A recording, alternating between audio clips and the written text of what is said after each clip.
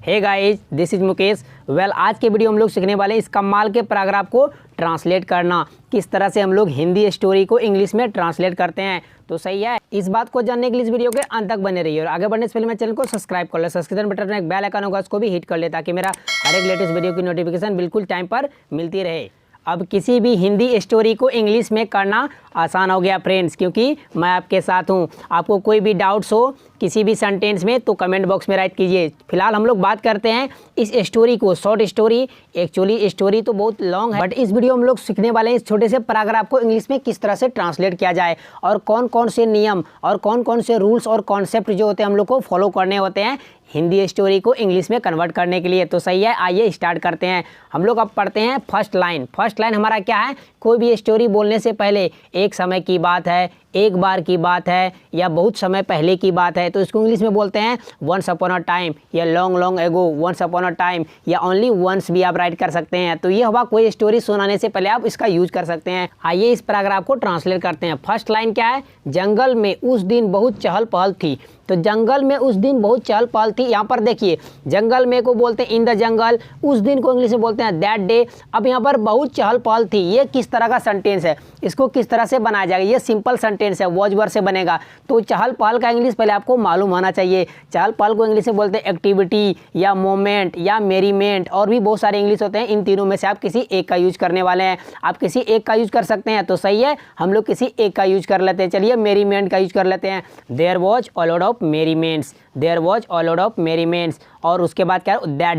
That day in the jungle. तो friends हमारा sentence easily से डन हो चुका है। सेंटेंस क्या बना? There was a lot of merriments that day in the jungle. आप इसको उल्टा पुल्टा भी कर सकते हैं। शुरुआत में आप स्टार्टिंग में दैट डे लगा सकते हैं, that day in the jungle there was a lot of merriments. आइए नेक्स्ट सेंटेंस को ट्रांसलेट करते हैं। जंगल के सभी जानवरों की सभा रखी गई थी। अब यहाँ पर ये पैसिव वॉइस का सेंटेंस है, बिकॉज सभा रखने वाला का पता नहीं है कि किसने सभा रखा, इसीलिए पैसिव वॉइस का सेंटेंस है।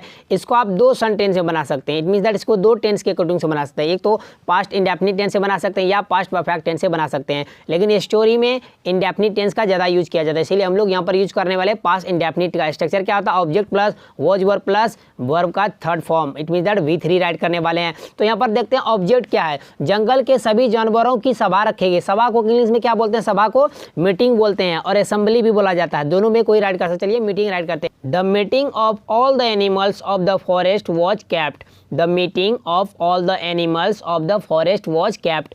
यहाँ पर ये ऑब्जेक्ट हमारा क्या हो गया? The meeting of all the animals of the forest, मतलब जंगल के सभी जानवरों की सभा, यही पूरा हमारा ऑब्जेक्ट हो गया। उसके बाद क्या ये सिंगुलर है, क्योंकि मीटिंग हमारा सिंगुलर है। मीटिंग के अकॉर्डिंग टू यहाँ पर वॉज वर्ब लगेगा। मीटिंग ऑलवेज सिंगुलर होता है, इसलिए यहाँ पर वॉज लगा। उसके बाद वर्ब का थर्ड फॉर्म रखना बोलते हैं कीप। कीप का वर्ब 3 क्या होता है? कैप्ट होता है। तो यहाँ पर सही है, तो कैप्ट राइट कर दिए। ये भी सेंटेंस हमारा इजली से डन हो चुका है। आइए नेक्स्ट सेंटेंस की तरफ बढ़ते हैं। बरगद के नीचे हाथी, शेर, लोमड़ी, सियार, भालू, बंदर, हिरन, खरगोश, अजगर आदि सभी आ चुके थे। तो आ चुके थे, चुका था, चुकी थी, चुके। ये पास्ट परफेक्ट टेंस का सेंटेंस है। फ्रेंड्स क्या होता है पास्ट परफेक्ट टेंस में? यदि इस सेंटेंस में किसी भी सेंटेंस में यदि ओनली वन एक्शन हो, एक ही वर्ब हो, तो उसको पास्ट इंडेफिनिट टेंस में बनाया जाता है। हालांकि वो पास्ट परफेक्ट टेंस का सेंटेंस है, फिर भी उसको पास्ट इंडेफिनिट टेंस में बनाया जाता है। तो आप दोनों में बना सकते हैं, जिसमें आपको इच्छा हो तो उसमें बना सकते हैं। तो सही है, हम लोग पास्ट परफेक्ट टेंस के अकॉर्डिंग टू इसको बनाएंगे। तो सबसे पहले क्या? बरगद के नीचे। बरगद के नीचे इंग्लिश में क्या बोलेंगे? Under the banyan tree. Under the banyan tree कौन कौन आया? The elephant, lion, fox, jackal, bear, monkey, deer, rabbit, python, etc. All had come, सभी आ चुके थे। सभी के लिए मैंने यहाँ पर ऑल यूज किया। आप चाहे तो एवरीबडी या एवरीवन का भी यूज कर सकते हैं। उसके बाद लास्ट में लगाएंगे अंडर द बनियन ट्री। अब इसको स्टार्टिंग में भी लगा सकते हैं, बशर्ते वहाँ पर कमा देना पड़ेगा, अंडर द बनियन ट्री। तो सही है, सेंटेंस हमारा इजीली से डन हो चुका। नेक्स्ट सेंटेंस, सबकी सहमति से हाथी को सभापति चुना गया। तो सबकी सहमति से, सहमति को इंग्लिश में बोलते हैं कॉन्सेंट्स। कॉन्सेंट्स और भी बहुत सारे वर्ड्स हैं, आप यहाँ पर हम लोग कॉन्सेंट्स यूज करेंगे। तो विद एवरी वंस कॉन्सेंट, यहाँ पर एवरी वन में एपोस्ट्रोफे एस लगेगा। With every one's consent with every one consents, उसके बाद कमा राइट करेंगे, और सभापति को इंग्लिश में बोलते हैं चेयरमैन, चेयरमैन उसके बाद किसको, चेयरमैन चुना गया, चुनना को बोलते हैं इलेक्ट, इलेक्ट, इलेक्टेड, इलेक्टेड, ये पैसिव वॉइस का सेंटेंस है पास्ट इंडेफिनिट टेंस का। The elephant was elected chairman, the elephant was elected chairman, तो ये सेंटेंस हमारा कंप्लीट हो चुका है। With every one's consent the elephant was elected as a chairman, as a लगा भी सकते हैं या नहीं भी लगा सकते कि चेयरमैन के तौर पर चुना गया, उसको सभापति चुना गया।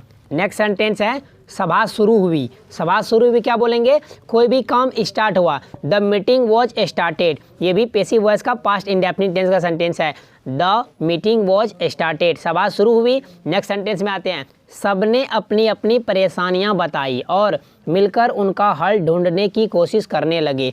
अभी देखिए सेंटेंस कितना बड़ा है लेकिन ये बहुत ही आसान है, ये भी पास्ट इंडेफिनिट टेंस का सेंटेंस है फ्रेंड्स। आइए इसको किस तरह से बनाएंगे, लास्ट में देखिए पहचान हमेशा लास्ट में होता है, लास्ट में क्या लगा लगे, जब भी कि सेंटेंस के हिंदी सेंटेंस के अंत में लगा लगी लगे रहे तो हम लोग दो स्ट्रक्चर से बना सकते हैं। First is that subject plus begin to after that verb का फर्स्ट फॉर्म, उसके बाद कोई ऑब्जेक्ट राइट कर देंगे। और आप दूसरा स्ट्रक्चर क्या है, subject plus started plus verb 4, it means that V4 आपको राइट करना है, उसके बाद कोई ऑब्जेक्ट जो भी रहेगा उसको आपको राइट करना है। तो सही है, आइए इसको बनाते हैं। सबसे पहले देख लेते हैं कि सबने अपनी अपनी परेशानियां बताई, तो इसको पहले बना लेते हैं। सबने अपनी अपनी परेशानियां बताई, तो बताई ई आ ई ए, ये पास्ट इंडेफिनिट टेंस का सेंटेंस है, तो इसको किस तरह बनाएंगे, एवरीवन टोल्ड या एवरीवन सेड या टोल्ड में जब बताई के लिए जो था, बताने को इंग्लिश बोलते हैं टेल, उसका वही V2 क्या होगा, टोल्ड होगा। तो everyone told their problems, everyone told their problems, तो ये हो गया एवरीवन टोल्ड देयर प्रॉब्लम्स। उसके बाद और को बोलते हैं एंड के बाद राइट करेंगे, मिलकर उनका हल ढूंढने की कोशिश करने लगे, तो लगा लगी वो स्टार्टेड या बिगेन टू से बनाएंगे, तो मिलकर को क्या बोलते हैं, टुगेदर, एंड टुगेदर, और करने लगे क्या लगाएंगे, बिगेन टू या स्टार्टेड, दोनों में से कोई एक राइट करेंगे। चलिए बिगेन टू राइट करते हैं, बिगेन टू, उसके बाद क्या, कोशिश करना, क्या बोलते हैं, ट्राई, तो बिगेन टू ट्राई। यदि पर स्टार्टेड राइट करते तो क्या हो जाता, स्टार्टेड ट्राइंग। यदि बिगेन राइट करेंगे तो बिगेन टू ट्राई, तो begin to try find out their solution, ढूंढने को बोलते हैं फाइंड आउट। और भी बहुत सारे लुक फॉर, बहुत सारे फ्रेजल वर्ब है जिसका यूज कर सकते हैं ढूंढने के लिए, फिलहाल हम लोग यहाँ पर यूज करते हैं simple word find out. So friends sentence is easily completed. Sentence क्या बना, everyone told their problems and together begin to try to find out their solution. तो सेंटेंस ये हमारा कंप्लीट हो चुका है, ये पूरा पैराग्राफ फ्रेंड्स कंप्लीट हो चुका है। पूरा पैराग्राफ क्या बना, तो मैं आपको एक बार पढ़ के बताता हूँ। वंस अपॉन अ टाइम, एक समय की बात है, इन द जंगल, फॉरेस्ट भी कह सकते हैं, there was a lot of merriments that day, the meeting of all the animals of the forest was kept under the banyan tree, the elephants, lion, fox, jackal, bear, monkey, deer, rabbit, python, etc. all had come. With everyone's consent, the elephant was elected chairman. The meeting was started. Everyone told their problems and together began to try to find out their solution. तो ये था paragraph का, छोटे से paragraph का English. तो आप भी इस तरह का पैराग्राफ राइट करके इसको ट्रांसलेट कर सकते हैं। यदि कोई प्रॉब्लम होगा तो कमेंट बॉक्स आप ही लोगों के लिए है, कमेंट बॉक्स में राइट कीजिए जो भी प्रॉब्लम है, तो उसका सॉल्यूशन मैं आप लोगों को कमेंट बॉक्स में ही बता दूंगा। सो फ्रेंड्स, आपको ये वीडियो कैसी लगी, यदि अच्छी लगी हो तो प्लीज़ लाइक कर दीजिए, साथ ही साथ सब्सक्राइब भी कर दीजिए और शेयर करना ना भूलें, ताकि जिस स्टूडेंट को इसकी ज़रूरत हो उसको भी इसके बारे में नॉलेज हो सके। So once again thanks for watching video friends.